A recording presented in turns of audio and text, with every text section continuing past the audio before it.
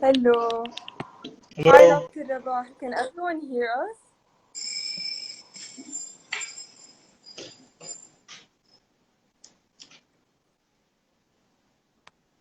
All right. Okay. Let's give it just 2 minutes and we'll start since the electricity cut off at 6 and I guess people are trying to rejoin. So, yeah. Okay.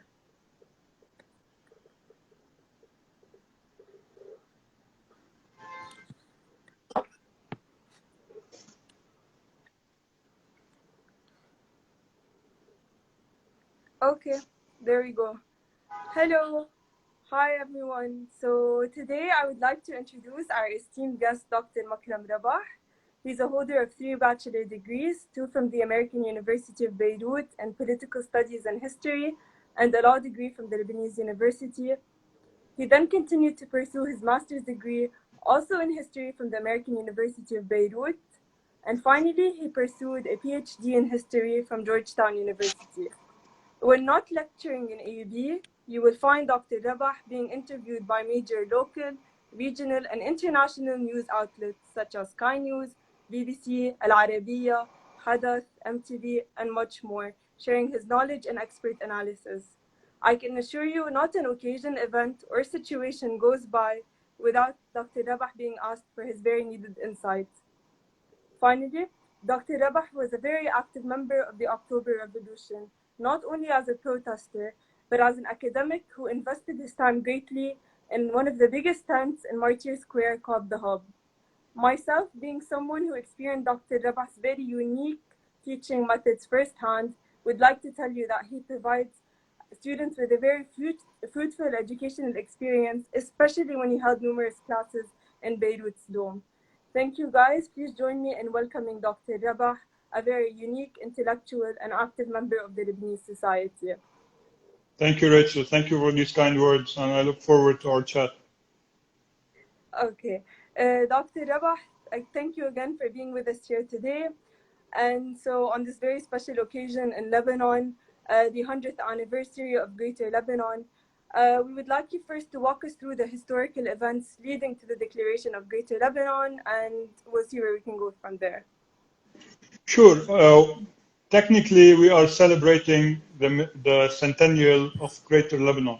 One has to understand that for us to reach Greater Lebanon, we used to live in a much smaller Lebanon. And here, when we talk about Lebanon that predates 1920, one has to basically start that all of the coastal towns of Lebanon did not belong to Lebanon, because Mount Lebanon, which was an Ottoman province, was ran from Mount Lebanon by the Druze and by the Maronites. In 1920, all these coastal towns, in addition to the Biqa Valley, was added geographically to Lebanon. You might say that these were already part of Lebanon. That might be true. However, we need to take in mind that before the Sykes-Picot Agreement and before the destruction of the Ottoman Empire, we did not have Lebanon as we know it. Some people might assume or are proud to say that Lebanon existed forever, and we have the Phoenicians and the Chaldeans and all of this. This is true. However, when we talk about modern nation states, Lebanon did not start before the French mandatory authorities declared the mandate on the 1st of September 1920, when General Henri Gouraud declared that he was adding provinces to Mount Lebanon. Why did we add these provinces? Simply because for a sustainable economy, we needed these. First of all, as you are fully aware that Lebanon's economy in the 18th and the 19th century was predominantly focused on the silk industry. And as you know, this is not a cash crop in the sense that you cannot have big fields. And thus, before Lebanon did not need huge agricultural plots. And this is exactly why in 1914 and 1915 in particular, our ancestors were facing a famine, and hundreds and thousands of people died because of lack of agricultural products, in addition to the fact that there was a naval blockade on the Ottoman coast, and this is why we paid the price. So many of the people who were in Mount Lebanon, or what we call the Administrative Council or Al-Mutsarfiyya, particularly the Maronites, who were who were the majority at the time, then followed by the Druze and then the Sunnites and the Shiites and other communities, felt it was imperative for them to add these lands. They were fully aware that by inviting their fellow Muslims, quote unquote Sunnis, to this establishment, they were actually facing a kind of threat. And here we are talking about demographics. Lebanon in 1920 was given to the Maronites. The Maronites assume and keep on repeating that they were responsible for the creation of Lebanon. Undoubtedly, that in Versailles at the Paris Peace Treaty, they were lobbying for what we see around us now as Lebanon. However, the French wanted to give us this because it fitted in their overall scheme of things. So in 1921, this was declared. This was a purely, and this is what I used to teach you, Rachel, in class, this was the first chapter of a Maronite story for Lebanon. And the Muslims were not that enthusiastic about joining the Republic. And this is why until 1943, until Riyad al-Sulh and other leading Muslim politicians joined Shar al-Khoury, also under the auspices and the patronage of the United Kingdom, we were able to kick out the French. All of this is important for us. The problem is not Lebanon's history, it's basically how we weaponize history and how we use it in our internal dynamics. I am proud to celebrate Lebanon's history. However, I always warn people not to take things too seriously. We should take Lebanon's history as a source of diversity and a source of pluralism. However, we should not believe what nationalism preaches, because nationalism is a very dangerous tool when it's not juxtaposed to real patriotism or to a national narrative that brings together all different aspects of our community. Yeah. Dr. Rabah, you were shedding light on the idea that the Muslims of Lebanon didn't really want to stay with Lebanon. I'm going to move to something in which we discuss how both Syria and Lebanon were placed under the French mandate and the same treaty at the same time. However, in the past 100 years, we've seen a different social and political aspects in this area. What do you believe is the main reason behind this difference? The difference is there, and mind you, it's not fair to say that we're different. Syria and Lebanon are different. For example, and this is something I always stress, people who live in Tripoli and who live in Tartus, for example, are more identical than someone who lives in Beirut and then someone who lives in Beqa. People in Beqa are very much similar culturally, and they intermarry and all of this. This has a cultural aspect. However, Lebanon's political entity was able to grow because of different power groups in Lebanon, most importantly the Maronite Church, and more importantly we had international supervision over Lebanon. This is not something that was granted to other countries around the region, particularly Syria. And Syria is a much bigger problem, quote unquote, country in the sense that it has always been ran as a decentralized state. However, under the Ba'ath and Hafez al-Assad, it was put together by force, whereas Lebanon's weakness was in a way also its strength. However, we were not able to transition from the 19th century administrative council, which for my understanding was working at the time. We were not able to transition into the modern nation state, which provides citizenship rather than collective identities or identities which can be used for civil wars. Lebanon's history is not a history of civil wars. We have conflict, and this conflict is not sectarian. People assume that it's sectarian. Sectarianism was part and parcel of this conflict because this is how people saw themselves. Prior to the sectarian conflict, we had a political conflict which we called the Qaisi-Yemeni feud, which had both Christians and Druze fighting in it. The Sunnis were always threatening their Christian counterparts that they wanted to join Syria in order to improve their negotiation terms. I don't believe that the Sunnis of Lebanon ever want to join Syria, because why would they? They grew up in Lebanon, and again, the issue of borders and identities, in my understanding, should be only a source of strength rather than disunity. At least this is my own understanding of what nationalism is. Okay. Dr. Rabah, Bulus Nujaim argued in his 1908 work that the extension of Lebanon's boundaries would be a very great asset for economic success. Do you think that was the case? Well, of course, you mentioned Bulus Njam, who wrote under a pseudonym because he was a member of the administration of the Administrative Council, and thus he could not write under his name. He was someone who we call one of the fathers of Lebanese nationalism. However, at the same time, he was fully aware that it was impossible for Mount Lebanon to survive without adding these resources. Our problem is that we went and extended our boundaries, but instead of diversifying our economy and ensuring that different aspects of Lebanon do engage in the activities of the center, we went and created the banking system, which came to replace the silk industry. So when the silk industry stopped, our economy was destroyed. And here, as we speak, Rachel, our banking system has been destroyed because we don't have any viable alternative for this sector. So yes, Bulus Njam was accurate and correct in his calculations. However, there was no viable Lebanese institutions to cater for such an outlook. Okay. Dr. Rabah, I would like to ask you something. Seeing the current affairs in Lebanon, do we really believe that Lebanon is more sovereign and independent than pre-Greater Lebanon? Or do we see more modern forms of colonization? In other words, is history repeating itself for Lebanon? What do we see in this? I wish that Lebanon would repeat itself, because what we see right now is much worse than what we saw in 1920. Our modern version of Guru is more wicked and maybe more Orientalist. And here I use Orientalism in a bad connotation.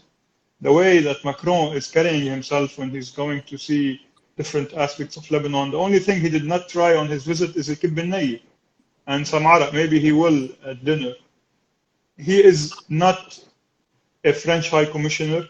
He has no civilizing duties. We do appreciate his support, but what he's trying to do at the moment, he is trying to recycle the political establishment and try to tell us that we have to accept this form of compromise. Simply, no. Lebanon was much better under the Administrative Council, simply because, and many people might not like this, the Ottoman Empire was more diverse. It had a better political system than Lebanon in the sense it allowed participation. Here, I don't want to go into the Turkification of the Ottoman Empire and what happened with oppressing many of the minorities here, the Armenians and other people. We're talking about the idea of the Ottoman Empire, which Lebanon was part of it. Trying to say that we were fighting the Ottomans, this is not true. We were on the receiving end of the charity of the Ottoman Empire, and the Administrative Council was done in a way that everything would be subsidized by the Sultanate, and this is something which came in handy for the Lebanese. The problem is that when we were let go, we ruined it, and we keep on blaming the Ottomans and blaming the French and blaming the English. We have no one to blame, Rachel, except ourselves when it comes to missing this great country which is called Lebanon. Dr. Rabah, going back to the French issue, what does a petition for the return of the French mandate say about Lebanon currently? I don't know if everyone is aware, but there was a petition going around after Macron's first visit calling for the return of the French mandate. So what does that say about Lebanon currently? Well, it shows how desperate people are. For people to ask for an international intervention, particularly by the French, it shows how much we are in a deep hole. But also, to be realistic, why would the French take Lebanon on? I have an article which will be published tomorrow in An-Nahar, which I invite you to read. I actually spoke about that Lebanon in 1920 was part of the mandate system. And the mandate system, if you all recall from high school, was divided into 3 categories, A, B, and C. So if you belong to the A class like Lebanon was, it means that you don't need a lot of time to become quote-unquote civilized. If the French are to reclassify Lebanon and to do a reassessment, we don't even fit within these 3 categories. We have fallen out of grace, not only in one category, but we are doing much, much worse than before. So here one has to be aware, why would you buy a bankrupt company if you don't show that this company could make money? And here I don't want to be very materialistic. Even culturally, we have regressed. Look what's happening around us. We used to make fun of many of the countries around us. Even with Syria's civil war, they are still doing much better when it comes to cultural life, simply because they know what is at stake. One cannot keep on praising Lebanon without proving that Lebanon is worth keeping. And nothing is expendable. Everything is expendable, sorry. We have to always keep this in mind, that Lebanon at any stage, and the problem is not what Macron wants or not what Trump wants and what the international community, it's our personal agenda that should be put first. And this is something which over time we have lost track of. Dr. Rabah, I would just like you to elaborate on the significance of Macron's visit today, September 1st. What do you see this like pointing to in the future? What do you see this like symbolic visit today as? Well, apparently we will have him return in December. He wants to play Santa Claus. So if these people are naughty and they're not nice, they will not get money, which is utter crap. He is more than welcome to visit us at any time. But if this guy believes that these people are capable of reform, he needs to go to the doctor and check his brain. These people are willing to lie, and let's say, if me and you want to bake a cake, if we have bad ingredients and if the eggs are bad, it will be a stinky cake, right? He is cooking using outdated, expired material, and he only has to listen to people who have been part and parcel of this clientelist system to know that this system doesn't work. And using the stick and the carrot thing, these people they're willing to eat the carrot and the stick because this is how greedy they are. And this is how we all know them. So Macron, I was just making analogies between, there's a movie called Dîner des Cons, Dinner for Schmucks. Does he accept us? Does he expect us to come to dinner and act as fools? He is the con, not us. Okay. There was a question that someone was asking. I would just like to say for everybody that is watching, if you'd like to ask any questions to Dr. Rabah, you can do so. There is a question and answer feature in the live session. So please go ahead and ask your questions there. There is a question that someone was asking in which he said, do you think the French have some sort of ethical responsibility to restructure the Lebanese system given the colonial history? Well, yes, the French do have an ethical obligation, but not against Lebanon. The French type of colonialism in Lebanon was like very nice. I invite you to read the history of Algeria. I was lucky enough to read about this in my doctoral years.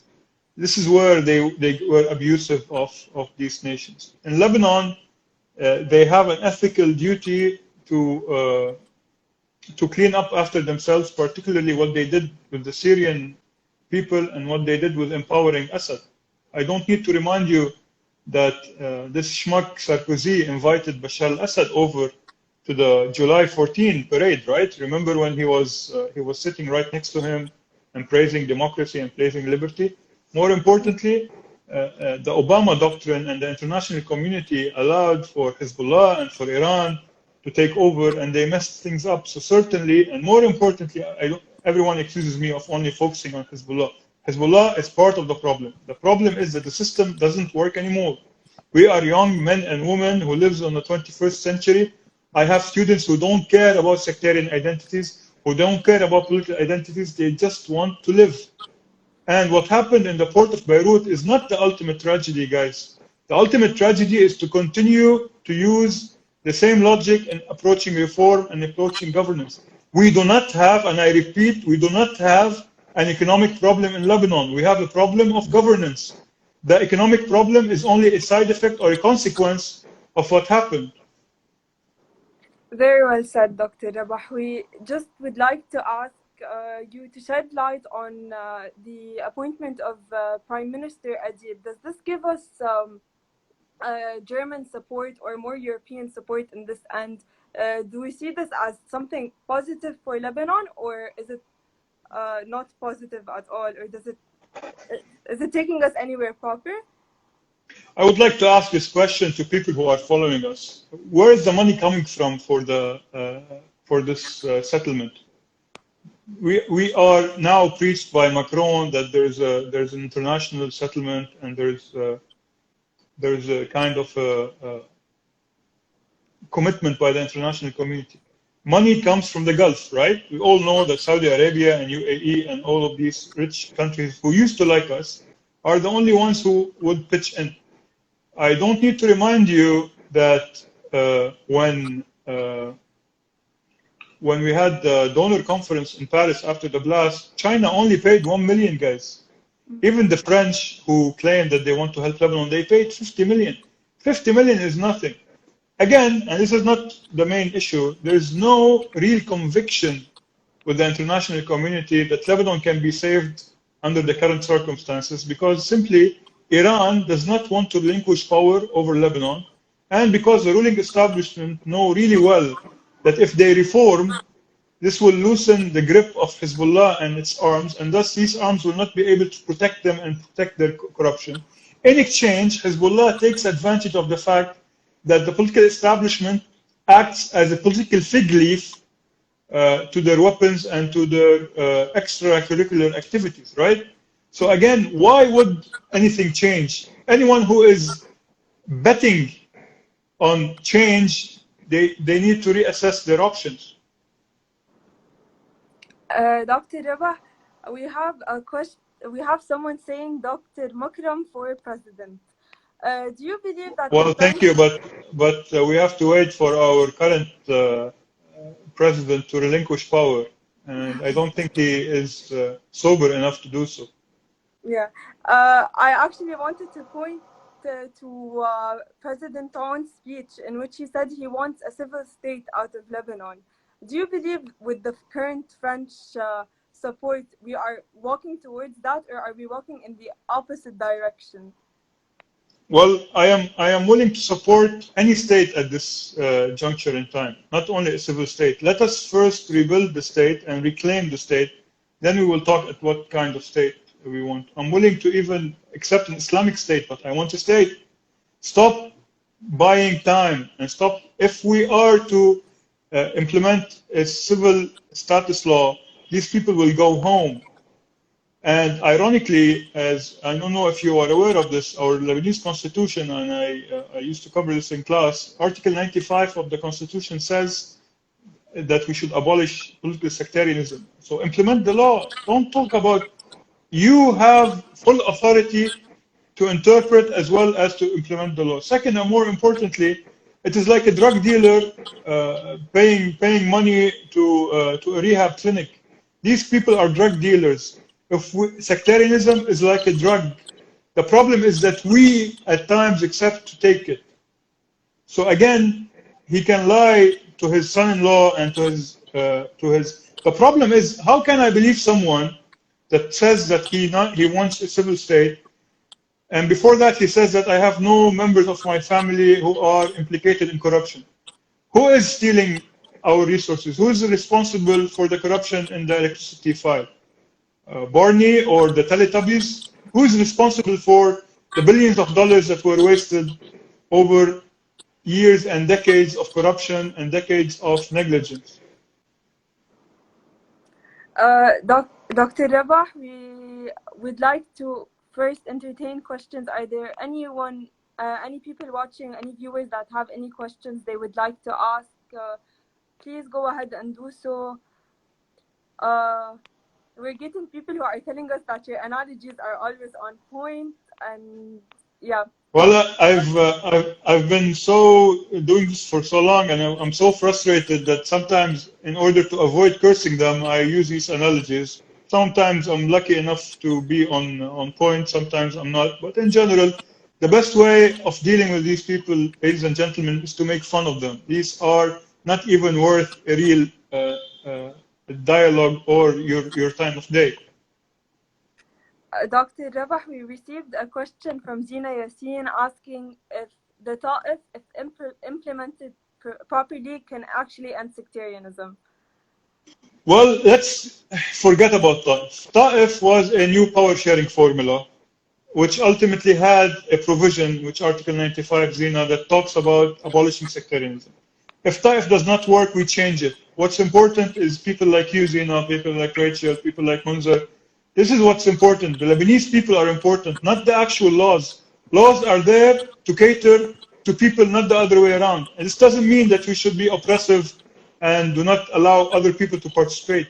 We have a sacred duty to always protect people's rights of self-expression. For me, at the moment, we are living in a police state, unfortunately. And I have the TV in front of me, and we have riots in downtown Beirut because these people are not violent in nature, but they got to a point where they do no longer believe that these people are worth investing in, and thus they want to destroy and burn the streets. Yes, Ta'if, if properly implemented, it can be a better solution than what we are at the moment, but I don't think that it's enough to talk about Ta'if.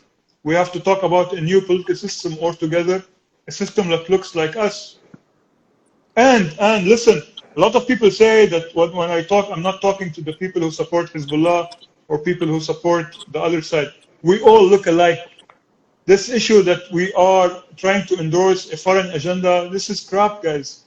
We are here to live in the same country, and it's a simple power sharing formula. You cannot use your weapons nor your resources to suppress my right to live and to speak out whatever I want. There's nothing sacred in Lebanon, not even the Constitution. The only thing which is sacred is people's lives. And we've seen on August 4 that this sacred blood was spilled for nothing. Dr. Rabah, before I entertain Nadine's question, since you slightly mentioned, we just would like to see your insight on the social aspect with a highlight on the role of youth in changing the political situation in Lebanon. So if you could just give us your insight on that. I was a little hesitant before the elections, and I wrote an article which happened with, it's actually a report for Maison de Futur, for Bet al-Mustaqbal, which I predicted, me and my colleague Jean-Pierre Atrib, that one should not bet on the youth because youth are part of the political factions. I wasn't wrong at the time, but at the same time, I think that the Lebanese youth has gotten to a point where they no longer want to play this sectarian game. However, we need to create avenues and venues for them to be active. Unfortunately, what we call the opposition and the civil society in Lebanon are only trying to replace the current administration with a knockoff, or what we call a Taiwanese version of these feudal lords. They want just to replace them, and instead of calling them, I don't know, Beg, we call them something else. We don't want this. Why would I replace someone who has been around for centuries with someone who just wants to act as a boss? We don't need politicians. We have a lot of politicians. We need statesmen and stateswomen, people who can actually read. These people don't even read the laws that they vote on. And I bet you, go ask any of these 128 members of parliament, they know no shit about laws. Okay, so I'm going to be taking a Let me answer the federalism question. Okay. And here I'm talking to Rudy Mallah, right? Rudy, federalism is a very advanced state of statehood. Stop asking for, I'm not saying that Rudy wants federalism, but it's like basically now, okay, I'm not that out of shape, but I cannot run a marathon. In order to run a marathon, I need to practice, right? In order to talk about federalism does not mean a confederalism. The difference between federalism and confederalism is basically that these are states that have a common constitution and have a very important thing here, a common army and a common foreign policy. So how can federalism be a way out? So let's say Nabatiya will have its own army and Juni will have its own army. This doesn't work. So yes, federalism would work, but federalism is a very advanced formula of power sharing, which needs good constitution, and it needs a culture in order to be implemented. I will be entertaining Nadine's question, which she asks if Lebanon needs to move on to a third constitution and she mentioned that France is already in its fourth constitution. What Well, do you Nadine, we should get to maybe the 10th constitution, not only the third constitution. We had many chances to amend the constitution, and many people are weary and scared about amending the constitution. I'm not one of these people, but we don't amend the constitution in order to fit Lahoud or Sulaiman or Hrawi. We should implement the constitution to fit us all. So yes, I do believe that we are late in amending our constitution, and here we are not talking about what they call a kind of a conference to reassess everything in order to give Hezbollah, and here they talk on behalf of the Shiites. No single party in Lebanon should be allowed to talk on behalf of the whole group. If they do have a parliamentary majority, this doesn't mean that they can enforce their own will on us. Again, there's two different things. Yes, we need to transition into a third, fourth, and a fifth republic. Dr. Rabah, someone is asking if it's actually the right time to completely abolish sectarianism in Lebanon, or should we slowly, should it be slowly built from within? I don't quite understand the second part of the question, but I do understand it. This is basically like when people talk about starting a diet on Monday.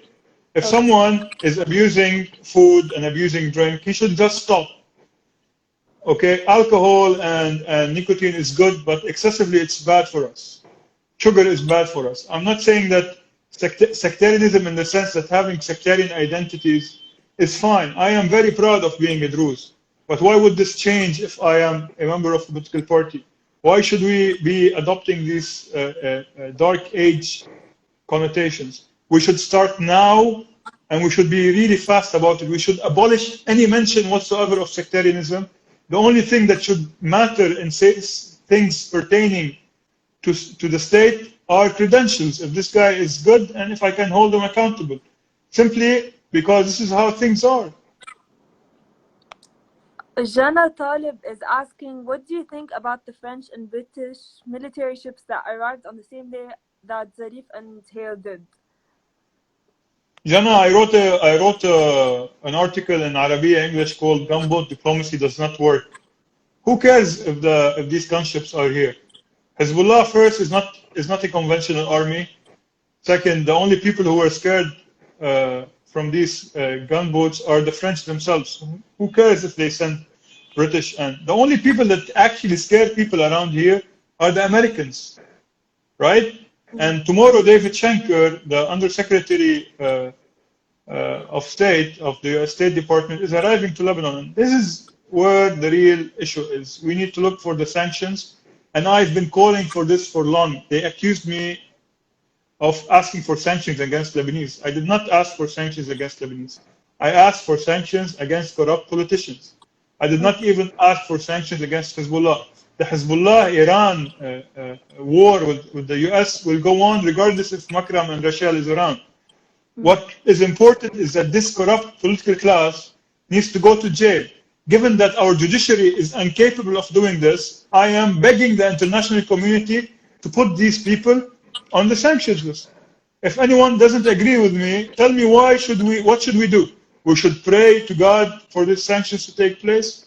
How can we force these people to actually reform? You cannot get a seasoned criminal to reform. Dr. Rabah Fadi Taraboy, my dad is asking, isn't it a pity to see Arabs enemy for the last 75 years? Israel is establishing and developing diplomatic ties with Arab countries, and Lebanon is being Arab's favorite, ruining his ties. So basically, we're talking about peace with Israel. Okay, Fadi, if I may, first of all, I would like to congratulate you on your daughter. She's a very good person and an excellent pupil. But to talk about Israel, but I don't want my words to be taken out of context. Lebanon at the moment does not even have the option to think about peace with Israel. Ultimately, I'm a person that supports peace, but not under the current administration and not under someone who is as racist as Netanyahu. But the fact is that the Arab countries have their own agenda, and this agenda has the support of their people. I do not endorse an open struggle with Israel. However, unfortunately, I believe that we should care about the rights of the Palestinians. I don't care about Palestine. I care about the Palestinians. Palestine has been used and abused by everyone, including the Green Party abuses Palestine. We want a Palestinian state that caters to its people, and I don't want to throw the Jews or the Israelis into the sea. These people were born there. I'm not talking about the early settlers. I wasn't around when they settled. But we want peace in the region. We do not want Iran or anyone to take advantage of the plight of the Palestinian people. Here in Lebanon, I am giving them full rights, even a nationality. Who cares if we don't have a sectarian system? We have tons of colleagues at EUB who are from a Palestinian background. They cannot stay and work here. They have to immigrate just simply because our racist laws do not allow it. And do not try to misinterpret that this is to actually hurt the Christians. I am not hurting anyone by taking on people who does not have a land. A lot of people keep on talking about Lebanon as being a refuge. This is the first time in history that a refuge does not take refugees. We do not accept Palestinian refugees. We do not accept Syrian refugees. We don't even allow our housekeepers to stay at home. We throw them at their embassies and deny that we have a responsibility towards them. One has to start with themselves. The Palestinian people, they should be given a state, and ultimately the Arab-Israeli conflict should be ended. However, this should be a peace which recognizes the moral obligation of the international community as well as the Arabs to take care of their Palestinian brethren. Walid Haddad is only sort of asking about Lebanon's stability in the case of treaties between Arab countries and Israel. How is it affecting our stability? Or is it affecting First of all, Walid, I miss you. I hope you're fine. It will affect. Simply, it will show. And again, I tell you, if these people were talking about not a full, I don't like the use of the word normalization. I understand that ultimately peace involves normalization, but Lebanon is basically someone is listening to music, whereas the Lebanese are doing nothing. You tell me that is this good or is this bad? I am not in a position to judge these Arab countries because simply I don't want Iranian intervention in my affairs. Why should I intervene in the Emirati things? However, I don't like this notion that they are doing this for the sake of the Palestinians. Do it for your own sake. This is fine. The UAE personal interest and their national interest is fine. I endorse this. However, the Arab-Israeli conflict, unfortunately, as it's being dealt with by the Trump administration, is being portrayed as a real estate conflict. It's not about real estate. It's not about land. It's about it is about pride. It's about history. You cannot just simply solve it with just a few $1 billion. Just like Lebanon's problems cannot be saved with money. Dr. Rabah, someone is asking if Lebanon is walking in a direction of civil war. Richie Rashid is asking if there's a possibility for civil war in Lebanon. Well, ultimately, at any time there could be a civil war. Civil wars take a lot of time and take a lot of money and a lot of people investing in military training. The only people who are armed in Lebanon, and here don't tell me, oh, the Arab Khaldi, they have arms, the Druze have arms. Yes, we do. Everyone has arms in Lebanon, but you don't have a standing militia. I am an expert on, or I claim to be an expert on the modern history of Lebanon and the civil war. And the war in 1975, it started brewing in 1958, and people were arming as early as 1967. So again, if you look around, there's no much investment, and no one cares about us to give us money to arm. So always, who would I shoot? Even if Hezbollah want me dead, I will not shoot at them. I do not want to carry arms. Ultimately, at the end of the day, a civil war is ended with a peaceful resolution. Take a look at the Irish. The Irish Republican Army fought for decades. Ultimately, they decommissioned. Dr. Rabah Rudi Malah is asking if Hezbollah's weapons are a big part of the problem. How can you address people that say that without these weapons, Israel would invade us? Well, the only reason Israel is not invading is not because of Hezbollah's weapons. It's because simply it's too costly for them. And the only way for a true resistance, a cross-sectarian national resistance to rise, is to have the support of its own people. At the moment, more than 60, 70% of the people do not support the Iranian version of resistance. Second, and more importantly, the only people who should be allowed to defend Lebanon is the Lebanese army. With all due respect, when Nasrallah and his boys crossed the Lebanese border into Syria to kill the innocent women and children of Syria, he is no longer a force of resistance. He is just a militia fighting for Iran. Anyone who says otherwise needs to prove the opposite. Sulaiman is asking, will a federal state limit the power of Hezbollah in Lebanon? We spoke. I do not like. Yes, Sulaiman. Also, I miss you. I haven't seen you in a long time.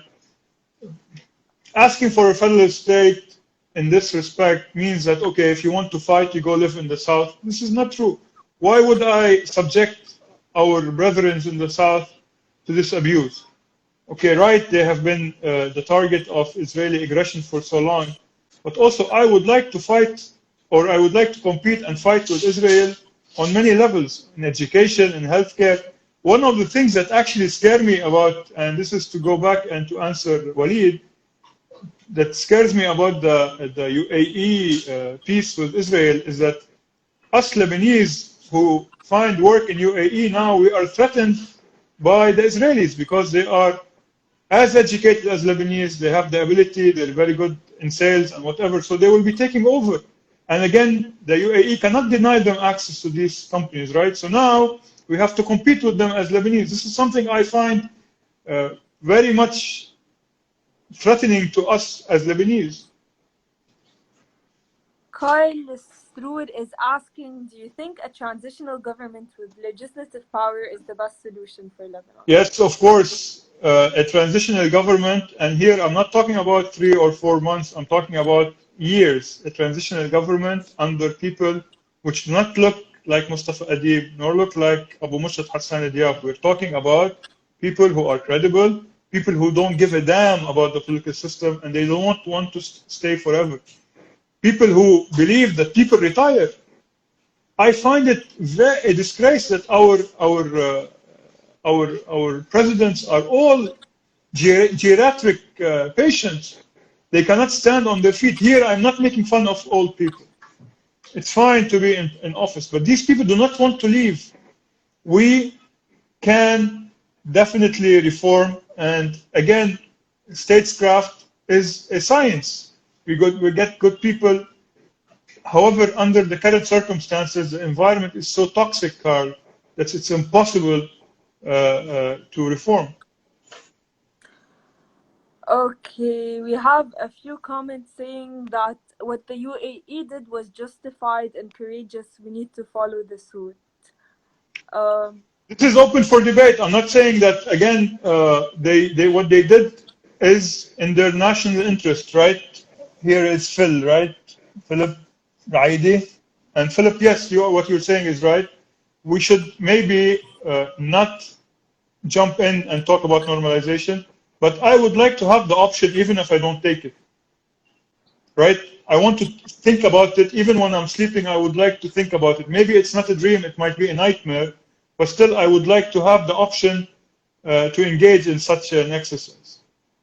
Dr. Rabah, this is sort of a random question, but could you walk us through what happened when they burnt the hub, when a similar topic of such was discussed? Well, to be accurate, we did not talk about peace with Israel, nor did we talk about normalization. I was actually at EUB. We were doing a session in history of Lebanon, and there was a lecture at the hub, which was part of the Civil Influence Hub. And this talk was about neutrality. Here, we're talking about the Abda Declaration, where we were talking about basically that in order for Lebanon to be able to interact with its regional Arab surrounding. It should not take sides in the Arab-Iranian conflict. And here we're not talking about the Arab-Israeli conflict. So the pro-Iran gang and many of their lackeys used this, and there was an attack against me personally, and they accused me of actually running the lecture. However, I was in UB. So they attacked one of the speakers who spoke about, quote unquote, the state of Israel. However, he said that the state of Israel is a state that has raped the rights of the Arabs and has abused and has killed, blah, blah, blah. However, they only focused on the word Israel here. When I went downtown and I actually made it a point to turn on the lights in the hub, 50, 60 people showed up.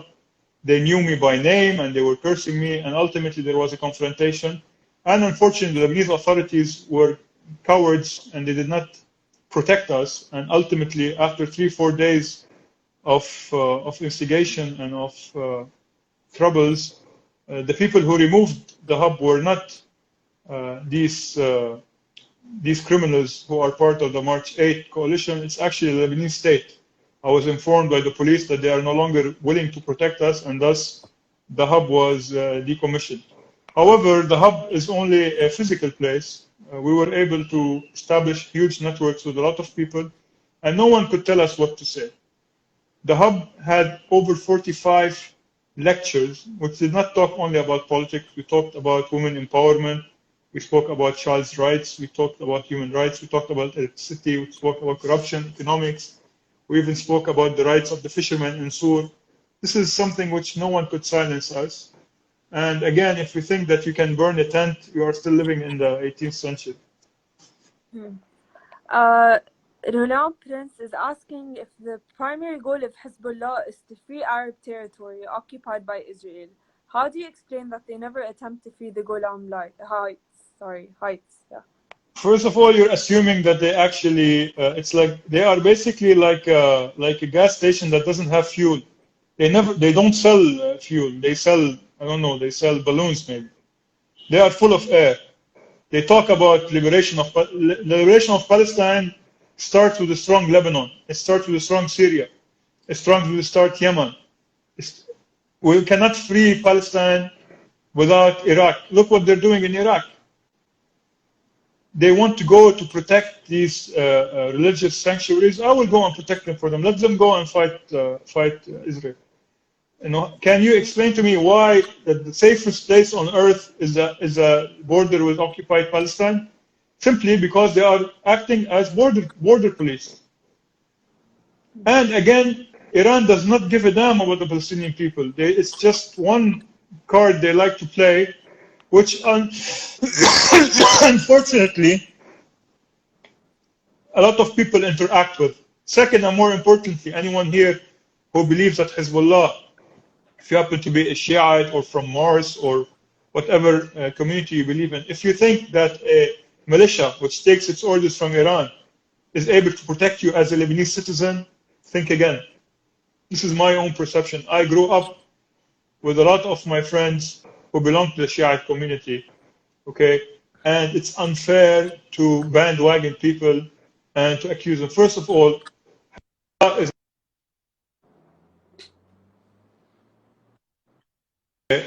a militia.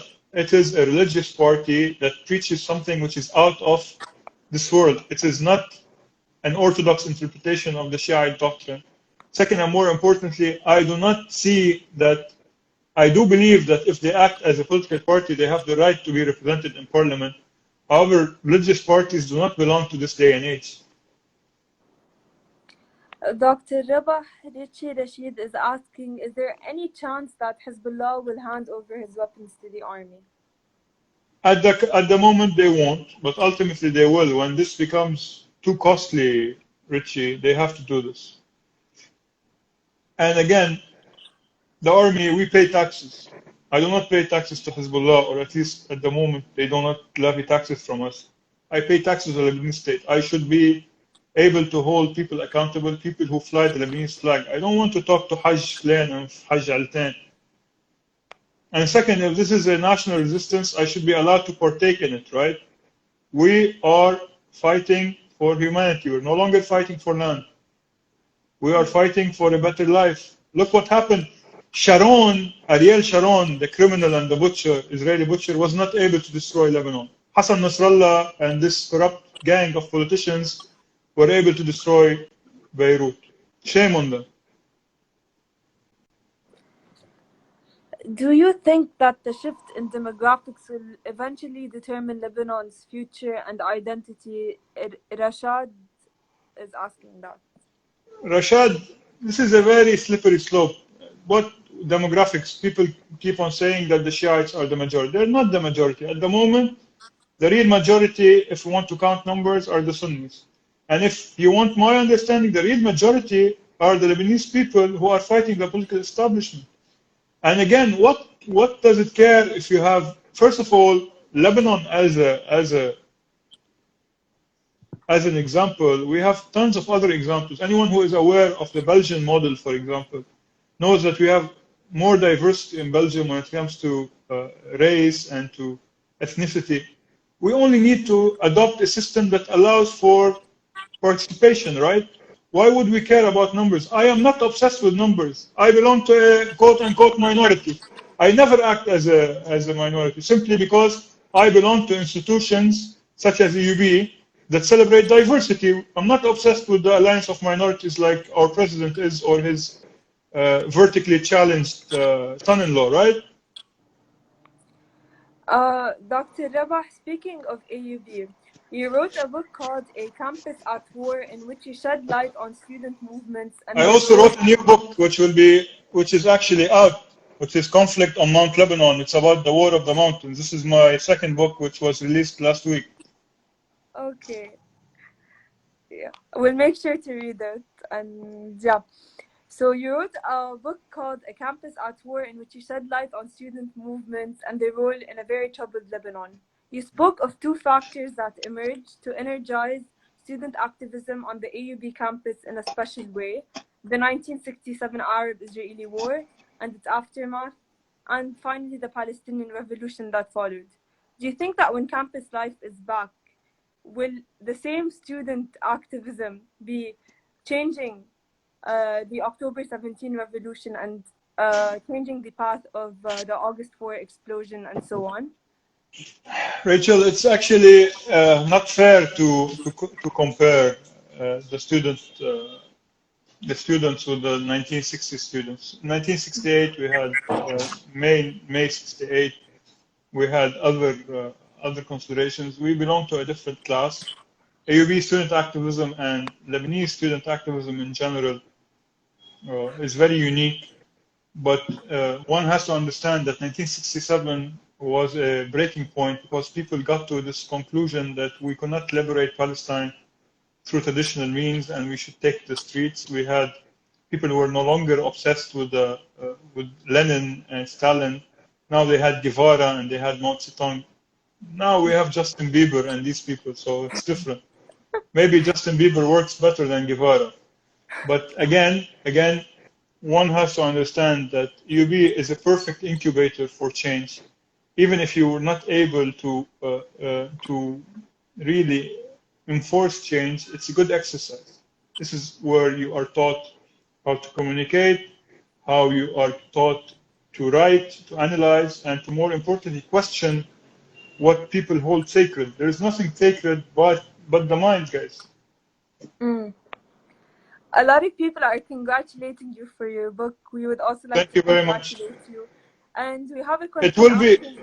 It will be available on Kindle, and it will also be available in Arabic. I'm almost done with the translation, but you need to bear with me because with everything happening around us with the corona and all these troubles, it's taking more than expected. All right.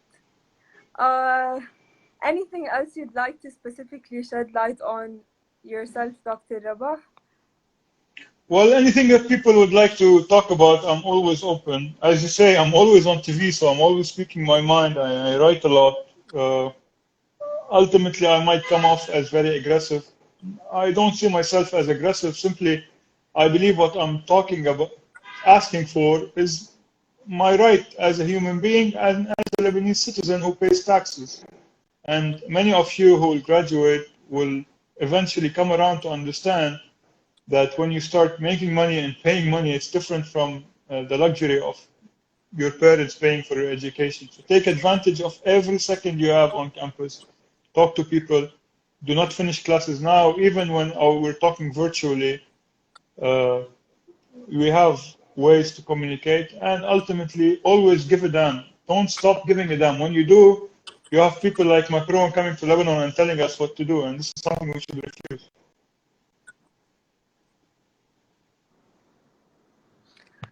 Okay. Dr. Rabah, thank you for that. And it is very well needed right now, given the situation that students are going through with their education. We have a question from Sarah Wahba in which she asks, going back to your book, what can we expect for future AB elections and the influence of external factors? I don't know, Sarah, if you know that I used to be the vice president of the student council for 2 terms, and I used to be active within the Progressive Youth Organization. However, it was never external intervention. Because UB's system of elections is different. The system allows for diversity. So the thing is not, I do not endorse this idea, okay, I support Killon, yani Killon. But ultimately, we should reform these parties and go back to a normal political life where political parties are active and political parties have platforms, right? So again, the UB student elections is a very good way of what we should aspire to. Dr. Rabah? Yes. I'd just like to interrupt you for a second. The live session ends in 1 minute and 45 seconds. In the case that it does, we'll just go live again and rejoin, if that is fine with you. But I just didn't want it to cut off before you finish speaking. Let us try to I don't know, I can talk forever, so it's up to you guys. Elections in UB is always good. I do always encourage university students to partake in elections. However, we should have a good system that allows participation and where your actual vote counts. Dr. Rabah, would you be able to shed light on an ideal electoral law that should emerge in such times in Lebanon, given the specific situation that we are going through right now? I do not think that elections should be on the table. We should detox first and then talk about elections. There should be a very clear transitional roadmap where elections comes to be the fruition of this process rather than the start of it. There's tons. Look what happened last time. They took the proportional law and they messed it up. So it's not about the law. It's basically we cannot plant in salt water, right? So the way is to desalinate and then use this water properly. Okay, we have 16 seconds left. Would you like to rejoin, or should we just close for today? I don't know. It's up to the guys.